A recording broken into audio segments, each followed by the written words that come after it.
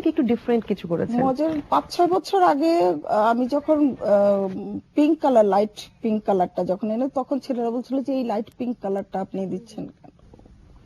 পরেন, ভালো লাগবে। আচ্ছা, খদ্দরের ইউজ করেছে লাইট পিঙ্ক, ভালো লাগে। এখন তো সবাই সব কালারই পড়ছে এবং সব ওই যে কালারই আমি ওই বেসিক থিওরিটা যেটা বললাম কালার প্যালেটের, সেটা হলো যে ওই দুপুরে একটু লাইট কালার, যেটা ট্যান্ড আলমন্ড কালার গুলো, যেগুলো ব্রাউনিশ কালার, এগুলো এই লাইট কালার যেটা সুদিং কালার, যেটা কমফোর্ট দিবে, সেই কালার গুলো দিনে। আর যেটা এবার ব্লু কালারের উপরেই, ব্লু আলমন্ড কালার, এই কালার গুলোই বেশি মানুষ পছন্দ করবে। এবং এরি অ্যাশ যেটা, সেটা বা লাইট অ্যাশ টাইপের, সেটার মধ্যে মানে কালারের মজা আছে। কালারে হয়েছে কি একটু সুতার একটু কালারের ভিন্নর মধ্যেই কিন্তু অনেক কাজ করা, বা কন্ট্রাস্টে চলে যাচ্ছে, বা ম্যাচিং সুতা দিয়েও কিন্তু করছে। হ্যাঁ, ডিরেক্ট কালার গুলো ইউজ না করে একটু পার্সেন্টেজে কম বেশিতে কালারের ভিন্নতা চলে আসতে, সেটা নিয়ে কাজ করতে মজা আছে। আচ্ছা, একটা বিষয় একটু যদি বলেন আপা আমাকে, সেটা হচ্ছে যে ছেলেদের কিন্তু সাদা পাঞ্জাবি বা এই যে ক্রিম কালারের পাঞ্জাবি, এটার চলটা কিন্তু সবসময় এবং সবসময় কিন্তু আধুনিক, যে কালারিং পাঞ্জাবির সাথে সাথে কিন্তু এই সাদা অফ হোয়াইট কালারেরও কিন্তু হচ্ছে পাঞ্জাবি, সেটাও কি আপনি রেখেছেন? সাদা পাঞ্জাবি এখন যারা একটু এজ তারা কিন্তু আর সাদা পড়ছে না, যারা একটু অল্প বয়স তারাই কিন্তু একটু ক্রিম কালার বা সাদা কালারটা এখন মানে চেঞ্জ এসে গেছে। এখন ওরাই কালার পড়ছে, এরা মাঝে সাঝে এরকম পড়ছে। বেসিক্যালি কালারফুল স্ট্রাইপ কালার এগুলো ছেলেদের সাথে যায়, এগুলো সব রকমই রাখতে হয় এবং প্রত্যেকেই সব রকম কালার রাখছে। এবং ওই যে বললাম ব্লু এবং টেন্ট কালার, এইগুলো তো থাকছেই, সেই সাথে বিভিন্ন কালার, লেমন, হালকা লাইট লেমন কালার, এগুলো চলছে। আচ্ছা, আমরা তো শুনলাম এতক্ষণ যাবত হচ্ছে মানে বড়দের কাপড় চোপড় নিয়ে, বাচ্চাদের কাপড় চোপড়দের কি অবস্থা? বাবার সাথে মিলিয়ে এবারও কি সেই পেয়ারটা হচ্ছে যে, বা সেই ফ্যামিলি আকারে না, যেটা মনে করছে যে যেমন শর্ট পাঞ্জাবি অনেক বাবা খুবই তার বাচ্চাটা একই রকম পড়তে পারে, অথবা বাবার সাথে ছেলেটা বড় হয়েছে শর্ট পাঞ্জাবি এরকম পড়তে পারে, বা মার সাথে মেয়ে এরকম একটা মিলিয়ে। মার সাথে মেয়েটা করিনি, ছেলেদের সাথে। মার সাথে মেয়েটা সম্ভব হবে না, কারণ মারা ওই গাউন পরে ঘুরলে বাজে লাগবে, তাদের চিন্তা ভাবনা ওটা করেছে। আর ওই মেয়েরা তো শাড়ির ক্ষেত্রে কি কাজ করেছেন? শাড়ি, কারণ আপনি আজকে শাড়ি আজকাল আমাদের দেশে খুব কম পড়ছে, এটা দিকে এমনি কটন বেস শাড়ি, যেটা প্রথমদের সকালে পরে তাঁতের শাড়িগুলো কাজ করে। আচ্ছা, একটু আমাকে বলবেন যে একজন নারী উদ্যোক্তা হিসেবে এই যে আপনি যে এই আমাদের এই শিল্পের সাথে, কাপড়ের সাথে, আপনি দেশীয় কাপড়ের সাথে আপনি যুক্ত আছেন, আপনার ফ্যাশন হাউস আছে, একজন নারী উদ্যোক্তা হিসেবে আসলে কি বলবেন এবারকার হচ্ছে গিয়ে আমাদের যে ব্যবসাটা চলছে ঈদকে কেন্দ্র করে, কেমন যাচ্ছে?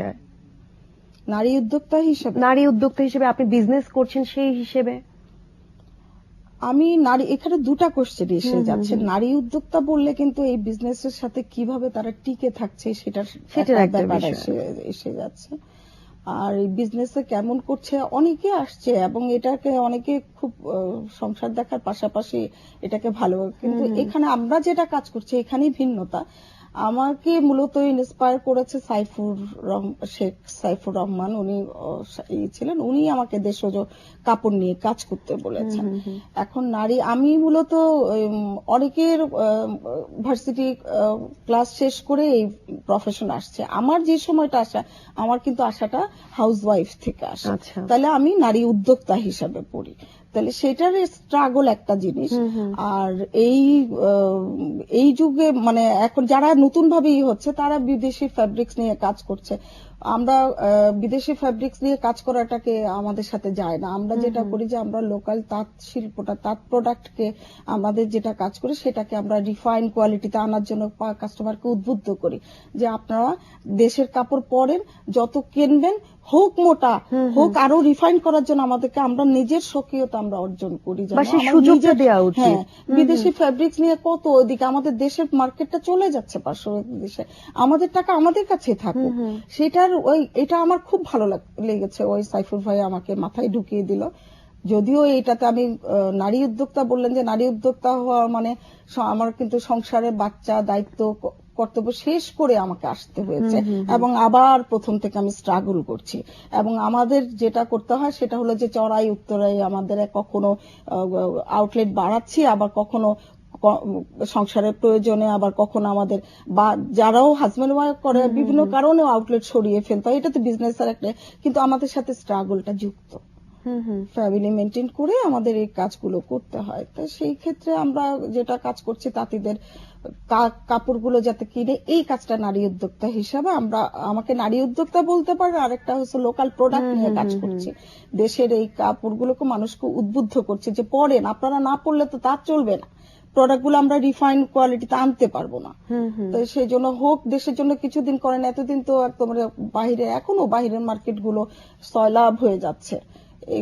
বিদেশি পোশাক দিয়ে, বিদেশি কাপড় দিয়ে 20% আমাদের যারা কালচারাল সাইডের সাথে রিলেটেড যারা বুঝেছেন তারা কিনছে। আসলে চমৎকার একটা উদ্যোগ আপনারা কিন্তু মানে নিচ্ছেন বা আপনারা করে যাচ্ছেন। আমাদের দেশীয়, এটাই সরকারকে বুঝাতে পারছে না যে আমরা যারা লোকাল প্রোডাক্ট নিয়ে কাজ করছি, ওনারা দেখছেন কোটা যেটা ফরেন কান্ট্রিতে আমরা এক্সপোর্ট করছি, আমরা এক্সপোর্ট করতে পারবো, আমাদেরকে আগে আপনাদের ব্যাকআপটা দিতে হবে, যে আমরা উঠে দাঁড়াই, তাঁতগুলো সচল করে রিফাইন্ড কোয়ালিটিতে আনি, ততটুকু পর্যন্ত কেনার জন্য একটু ফরেন প্রোডাক্ট গুলোকে একটু ভ্যাট বেশি আদায় করেন, আমাদেরকে ওদের প্রোডাক্টের সাথে আমাদের ফাইট করতে হচ্ছে।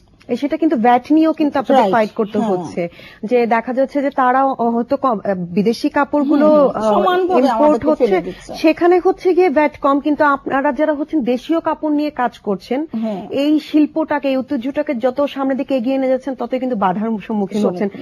এর বুঝাতে পারছি না, প্রায় 5% ভ্যাট দিয়ে বাজেটে যে আমাদের কথার প্রতিফলন আসছে, এবং বিভিন্ন মিটিং এ যাচ্ছি, অ্যাটেন্ড করছি, বিভিন্ন ইস্যু ডাকছে, সব কথা শুনছেন, কিন্তু বাজেটে যে ওই যে এক্সপোর্ট ওরিয়েন্টেড সাবজেক্ট গুলো, ওনাদের আমাদের তো তেমন একটা ফ্যাশন উদ্যোগ হয়েছে, আর একটা ডিজাইন সেক্টরে হয়েছে, কিন্তু আমাদের কথা আসতে আসতে টাইম লাগবে, কিন্তু এই ফাইটটা করে যাচ্ছে। কিন্তু সেই সময়টা খুব তাড়াতাড়ি আসুক। আমরা অনুষ্ঠানে একদম শেষ পর্যায়ে কথা বলতে বলতে একদম অনুষ্ঠানের শেষ পর্যায়ে, কিন্তু আসলে সেই প্রত্যাশা থাকবে যে গার্মেন্টস শিল্পকে যেভাবে আসলে প্রোভাইড করা হচ্ছে, সেই অনুযায়ী হচ্ছে আমাদের দেশীয় পোশাককেও প্রোভাইড করা উচিত। ডিক্লেয়ার করলে 5.0025% আমাদের ভ্যাট অ্যাড করে দিচ্ছে। আমাদের ঘর ভাড়া, আমাদের প্রোডাক্ট গুলোর দাম কত, আমরা আর কাস্টমারদের মধ্যেও দেখবেন ইন্ডিয়ান প্রোডাক্ট কিনতে গেলে কালার যায় কিনা এত কিছু জিজ্ঞেস নাই, পার্শ্ববর্তী দেশের নাম উল্লেখ করলাম না, ইন্ডিয়ান না বলি, যে এক্সপোর্ট, আমাদের কাপড় দামেও কিনবে কম দিয়ে, কিন্তু সেটাকে আবার হুইল সাবান